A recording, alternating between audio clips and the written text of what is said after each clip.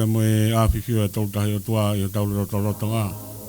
Tapa atu ki o apio, ama ko te powono e tui to tono e tonga.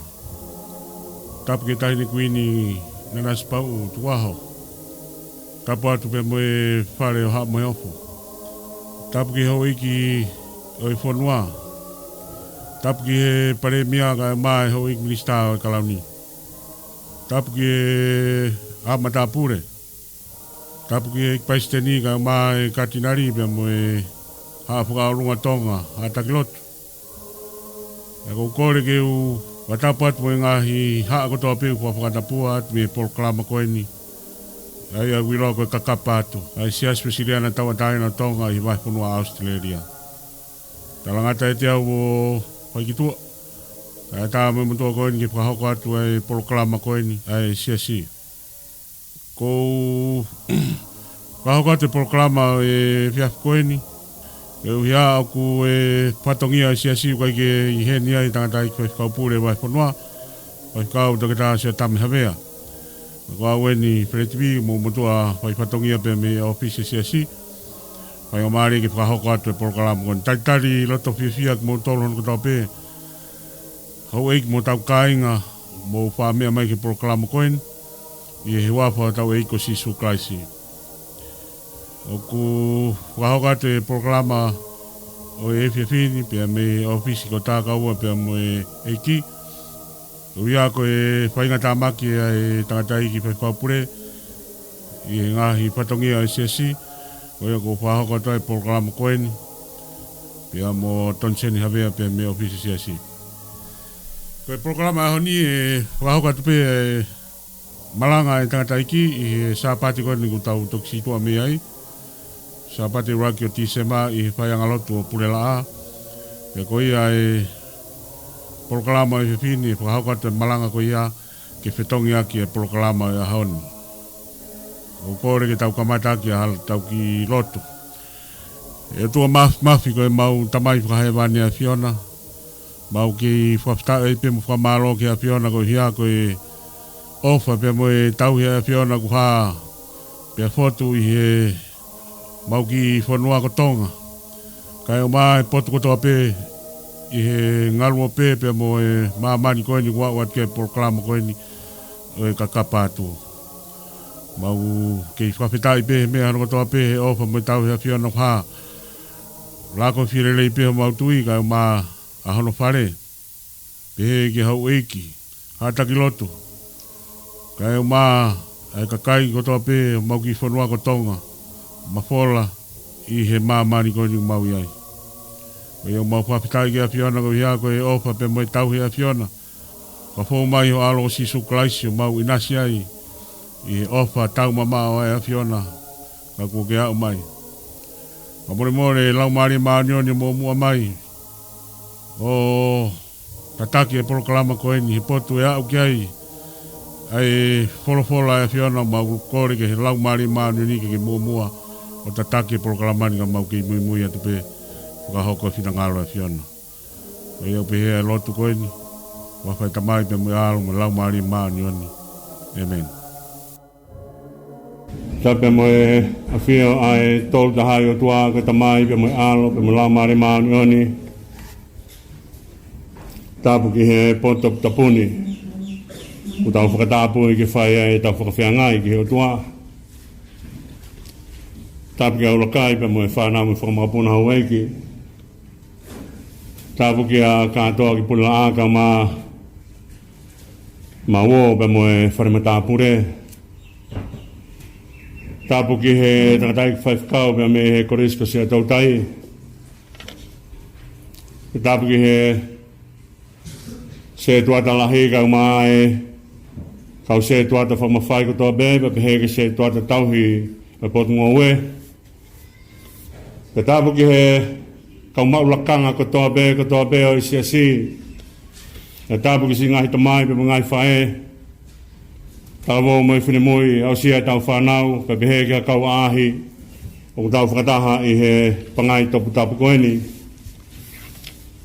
E malo e alo ofa e o tua tau au sia. Hange koe lotu ku whae e rak sāpate. mai mahina tuku e tau. E tangata mua te au whai ki tua ka tāke whakamonua e koloa, ko inasi ai i vahe ai whai whikau o vahe ngā. O tulu whala e tō ke whai mea hea whakauha malanga i he ahoni tō beia me me he kōsperi o si sukalaisa no hiki tohi e maake. O vahe hea ngafuluma tolu bea koe tolu ngafuluma ni mama tolu ngafuluma fitu o e vesi a kuiai e ngahi whala koe ne hatau eiki. Ko ia mōreo, he wikai te mauino, pe hoko whakako ai eiki o e api, pe e fiafi, pe tua pō, pe he ua ai moa pe hengi, na hau whakafok wha be ia, o ne ilo ki mautolo ko mau mohe, pe koe mea o kou tala ki a tek mautolu, o kou tala ki he kakai katoa pe, hiki matala lahi, capital letters, e ngahi fui wholofola whakaosia eki maureo. Ka veinga au tōtō mai ke whakamaunga ki aia whakauha o hoa tāni mo ui tokanga. Pe kai mo ui whakapotopoto. Pe kai tāe lango kei mama. Ko hika taimi koe ke whai ai hono toho uta e waka ke saupulu pe warhina. Upau ke e lango kei mamao, ko heke lawa, hataimi pe o whai hano toho uta pe wari hina pe saupolo e waka ko ia. O was mao pe. Mo ui tokanga, te kai ke tau hanga, o whakatoka ngā i hono, kai ke tau ilo hono taimi, iaha taha kene hanga tala mai ka tek tau tolu, ka hane whainga tala noa, ne tala mai ka tek tau tolu, ai osi ai taimi, kai te wau sias, o te whihai siasene hanga tala mai ka tek tau tolu, ai aho e osi ai maa mani koe ni. Te mahinu ka tek tau tolu, ko wholofola e ki o fufume toko taha kotoa pe, pe hau ki he alo, he whina ngalo pe alo eke pe he tuange he tamai. Whai toko taha e ne tūtū ni. Haere maasi su e ne osi e ne tuange a pita pa mo se mispe mo sione ka ne tātaha atu o whai a ne lotu whakaosi i Getsemani. Ne whai lotu ulua ki pe. Ne toi haere mai a e ki o wakai atu o kosi mohe mai e kau tangata. Paka rea koni kona ne whai ka teknau tolu mou a o reo mo lotu. Pane hanga ai o muri tuku aki i hene urua ki whoki mai ai whakakau koe ni o ku whai pe a lau maari e kau ku vai a kakano. Whai pe a lau maari e kau vai a kakano. Kane tala mai koe ka teki tau tolu ke tau lotu, ko hihe koe ke tau ilo. Ko ne lea ina ni whai kana ilo he tangata iki. Ko whe ai whoi hoa he wasi e hauai e kai haa. E aia. He tau mai au loto hataha ke hae a honu whare. Tau mai au loto hataha ke mohe ke hau ai kai haa o whai te riha he ne koloa. O mahu inga ia e tangata ho ona e api, he koloa hano api. Ko taimi koe e mohe ai, une e ke kua loka i umatapaa. O kune tokanga ki he malu, une tokanga ke nau hao, ke au ke bongbong e taha, o kai ke aha mea e hoko. Peka pao nai whai hanga au he sitou, e tamate e sitou, ka nai whai a hai ane, ko tamate hai ane, o kune tokanga ke malu i ai mo ui. Toko nā ke au whai he eki mā ki tau tolu ke tau āoreo. Ka mea mahu inga. E tau āoreo. Hanga whoki he teknolosia o mai ka te tau tolu. A pergola system. Pergola alarm. Pe kani i kai ngai tai une o mai ka mo fire alarm. Hoko mai ai umea koe a kau kai ke tau i ai e lea ngahi mea koe a kane hanga o whongi tau tolu ke tau tokanga ke whakatūtama ki ko mate ena ku hau hange koe ko himina tau hanga hewa aki hono whakaheke heka hengi koula.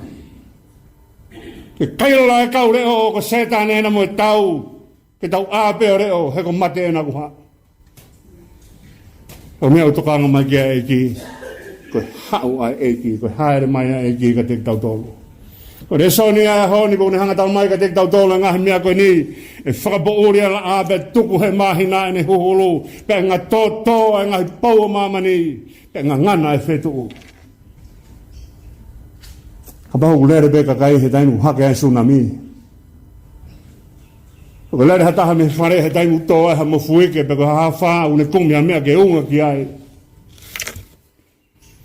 ke mea mahuinga ai tau hanga whakatoka ngai e hoko mai e ngahi mea koe ni. Nai whaiwa nai hoko i New Zealand panawa. Taimi he mau kei New Zealand i mau mamata koe i he whaiwa nai pehe e mau tōlu koe mo onia ai tōko ni koe ai ngahi midioa koe ki mamani. E whakawaha ki pēa e ne whakamatala koe ngahi whaingata ma mau pehe kotoa pe panai pehe ka kai i New Zealand he taimi koe ia koe o sena mamani.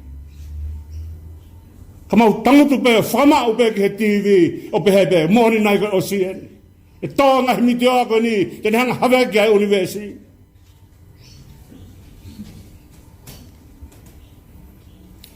O kia lea whae whulawhula aho koe ia he kai toi aonga ki he ve wawe e ne ve wawe. Koe ni lele ki whe. Ke toi lele ki whe. Koe tau hola he mofuke koe hola me wharena holo e tiki tau tolu. Koe lere a vewa vehe a koe ia koe ne lere ki whei kai ko tuku he laa he mahina ne huhuluku whakapaure laa. Koe ne lere koe mahu inga e lere ka pau oku toi ai ha mahama ke huluhulu. Ko osi e taimi tari huuku rea ke ai e whulawhula eke mai he toko taha mei te mei New Zealand he taimi na mau kei ai tamai. Ka moni e osi e taimi tari huuku tange koe taimi tari huu ai ahoni pe. Ko tuku ka bongbongi ko ki tau ilo ta do pe ko bongbongi o se tam tari hu he ngana nga mea ko to pe ko me ena e ki kon ko sia pe o ko hanga ilo mea velo aki ki ai nga malo hinga mama ni kai ko taimi ko nga tu ai pa mo vete ai pa o sia nga mea hanga ko ne hanga ha ai universe ko ni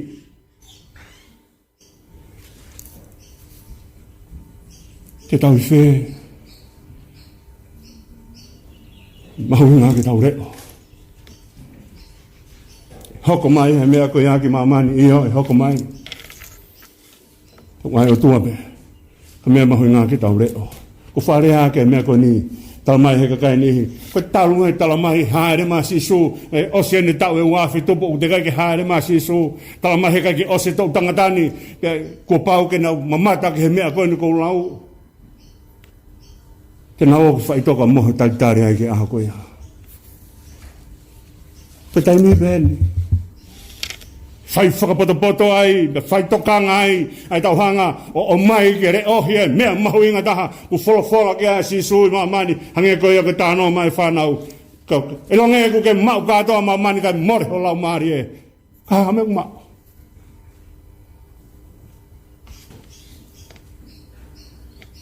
Kone ai o whai he e ki ahoni.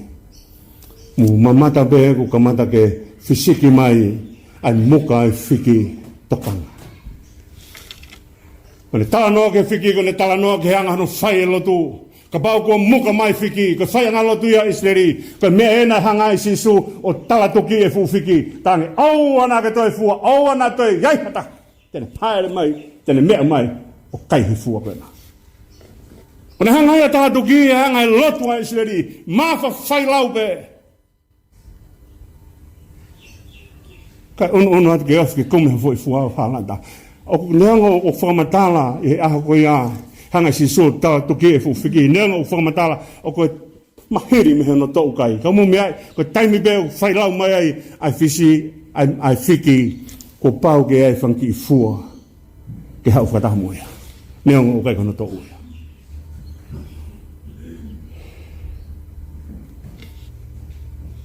Uinga mai ki whai whakapoto e lotu. Whai tokanga e lotu. Ai mua e lotu ke fisiki mai ha whiki fo au. Ke fisiki mai ha whiki fo au. Heko mea ena mauiwi ai. A isleri ka taim koe nana whanonga mama o aina na o mai e fua e whiki. Whakamoa ia. Ke mea e whai ake nau mauanga hivi ke whai ake nau whanonga. Vitamini ia e whai ake nau whanonga.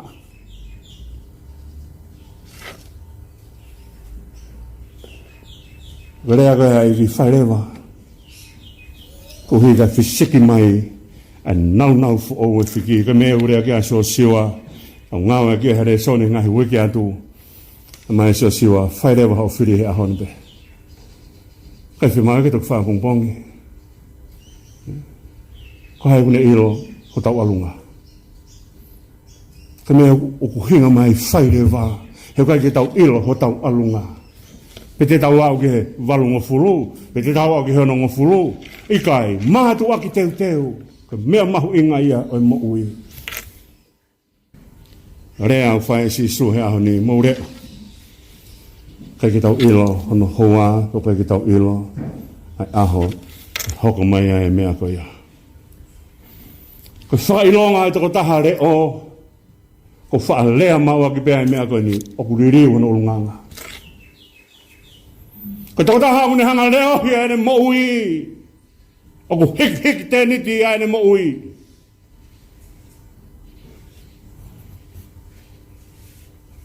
Keki ata hai atin tamai oku ne leo hi aene mo ui pe asanko ya oku ikai teririwa aene mtoonga mo ui. Frofola koe nai whai si su oku uri tangata me mea oku hau me loto. Kaki uri tangata he mea oku hau me tua ki loto. Ko ore tangata ko hanga au hono loto. Ko mea mahu inga ia o mo ui ko tau hanga re ye ha. Tau reo ko tau lau mari. Ko tau reo he tau whakakau ko tau re ho tau loto. Ke oana hufanga whakatapu na talango fua ingutu ke he mea hanga he loto o mai ke hanga ave ke holo ke ake hakakai.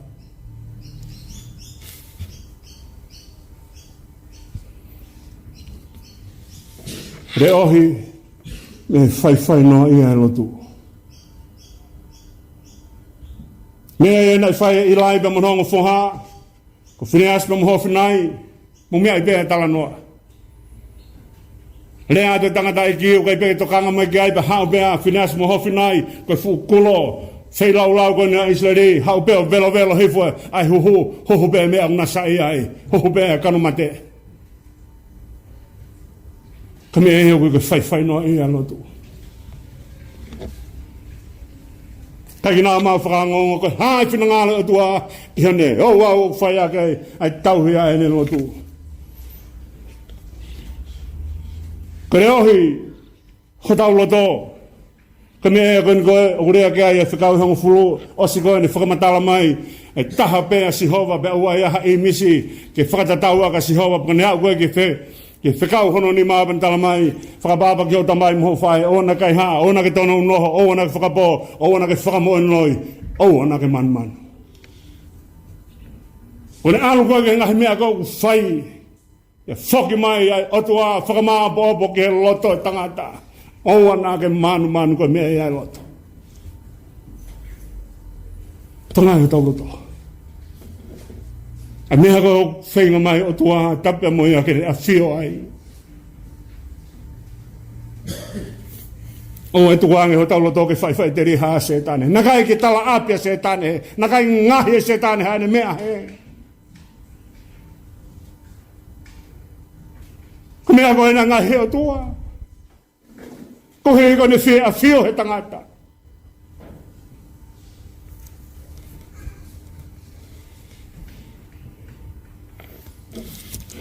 Dama mai se misi. Reo hi ho tau ngutu.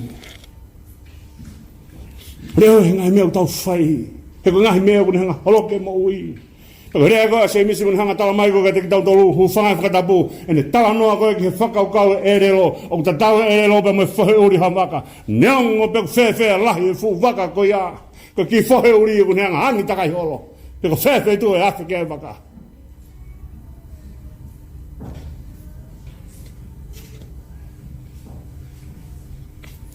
Tongai me tau mea tau rea ki. Pe u tau rea aki o haa, pe u tau rea fufu aki he tau kau ngā mea. Toka ngai e mea u tau rea ki. Koe atako tahai aku ne mau e ma whai ki ne ao reo e ne mau i, ne kore ki o tua. Ke toka anga mai ke te ao, ki u reo. Tau ahare ohi e umea ku hanga he o tua. O mai ki whai ake tau whakalangangi, ko rea kau whai se misi, tala mai se misi, ai mea koe ni, heu kia ia peha matawai pehe, ko matawai o ku puna haka e vai rei, ko askapa te puna haka e vai tamaki, ka kia matawai pehe e mamani. Ngata pehe ngutu e tangata hufanga e whatapu.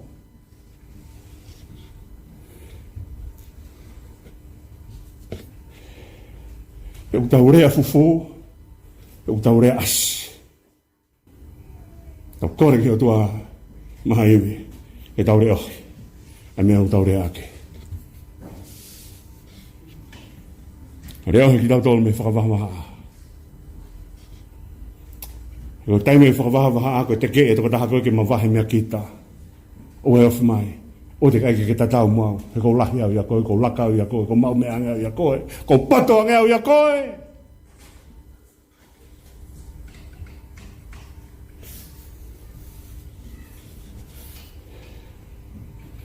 O hanga kore ki o tua haiwi ki mai kere ohi ake. Unau nau, ole o mai, ki hoko ae tangata ko i misi o tua. Lahe ngai mea ke tau hanga. O rea ki ai leo hiki tau tolpa me afungi.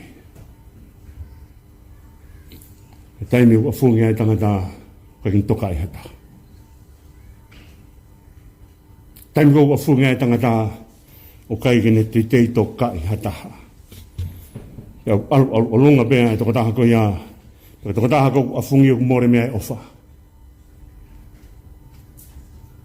Ka mea o tokanga mai e ki ka teu tato ta hangare ohi tau mo ui le ohi ho tau no to mea o talangi whanau ai mea maho inga taha mo ui ngahi o toa koe lau maari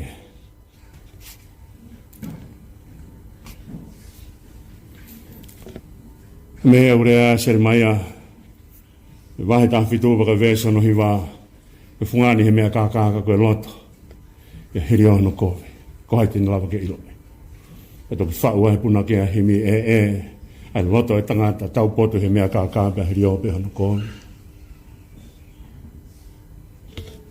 Mea e na ngahi o tua ke hoko ai tangata ko imisi o tua.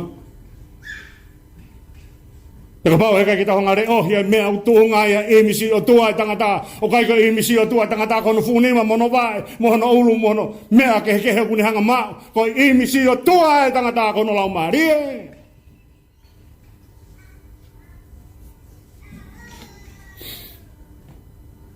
Askapa tu hangare vai Paula, whakalau mai fua lau maari e karetia.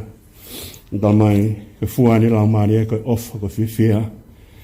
Koe merino, koe anga moko moko, koe anga ofa, koe anga tonu, koe anga whalala, anga atake, koe anga whakamau mau. Askapa tu behe mai rewa a Paula, o kai aha lao, ken hanga taofi ai umea koe ia. Eki halau ke hanga ta ofi ai uni koloa ko ni mo uia nau whaka koloa o tua ke o mai ka te tau tolu ka halau ke hanga ta ofi me ko ia ko rea ko sa me a ni ni hanga ta mai ka te tau tolu whaka ko ni liliu ki mau tolu Elohimi liliu ki mau tolu Elohimi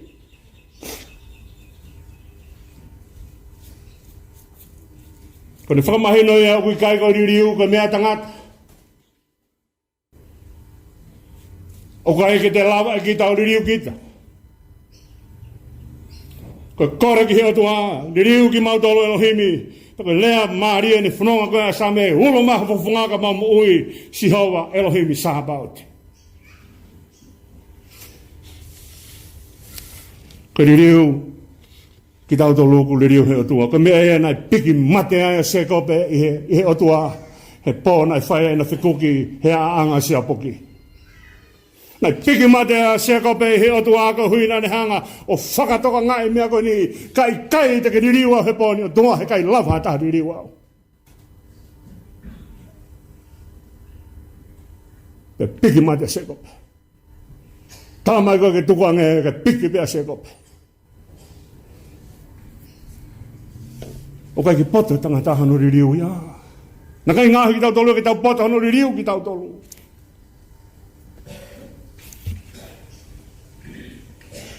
Ko taimi koe nei toki halai o tua he tala noa lasi aftenga o sekope patoki tuange sekope ko femari ko ketua sekope mungi ai beta no ko taim ko ketua ya sekope patoki be sekope ko toho tapuaki alu ve wa te ke toho no tapuaki he nai hola kai ke toha fetu he hola ya sekope kai ke toha fetu he loya ya sekope loha ki ene tamai loha ki e tua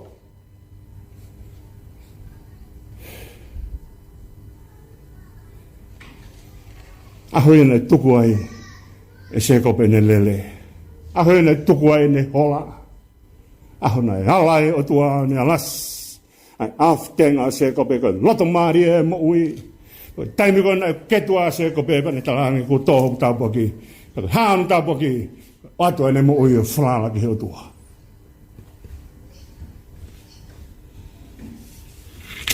Topidea rewa. Ai sa me ulo mai ho fofonga ka mau ui.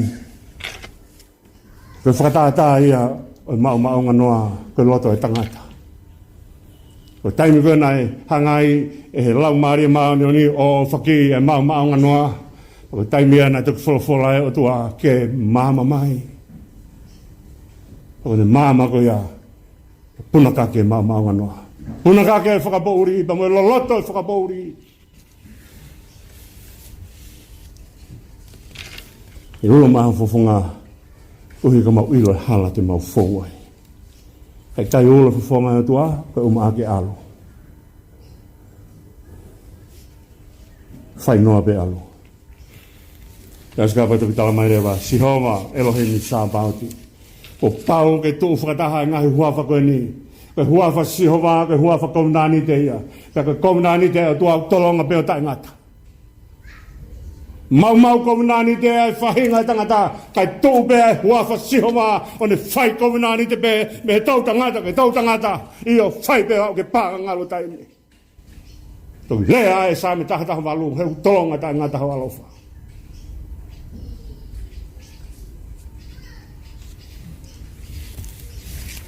Tās kāpa tala mai Elohimi, taimi rau, o kutau ai huafa Elohimi, kai huafa whakatupu ia. Hua whai anai whai ake ngāue e tohi sēnesi. Toko taimi ko poke ai kovinani te ai otua ai o tolonga tai ngata patoki haere hifo ai hua whai Elohimi o ne hanga whai hono liriu o mai e o whai tamai ke tauta hai otua. O mai e o whai tamai, mai e pekia sisu, mai e whakafo ou ai lau maari maanioni.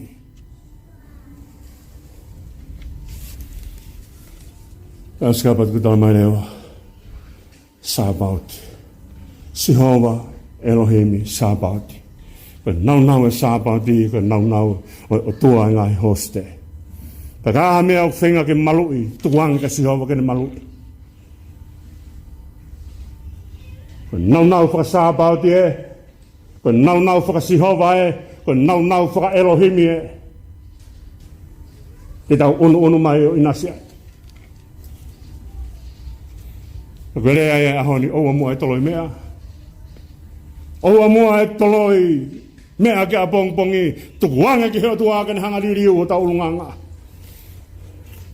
Heko mea ea uwhai aki tau whakawhea ngai whakahoi fua ki heo tua. E ngā tō e mālohinga unvesi. Teke hola ki a hai. Pete u hola ki a hai. O kia e taulanga malu o tau ununu mai moia. Ana tau ni mahi mea o tala noa ko taimi e ko tuku mai o tamano ke whawhenga. Aho ni pe. Oa mua tolo i ka pongpongi. Kau kia e ha mea e teke tau tolo o tau whakaamu ke ririu. Talange o tua ririu mua ki mau tolo. Hange ko tangi a sāmene. Whakailonga ia e tau reo. Koe reo ai tangata pe mohono o tua. O kai ke reo toko taha tangata. Ko taimi o reo toko taha e tangata mohe ange ko pita pe mo semis pe mo sione. Whai pe alau maari e o singa maari a kakano ia.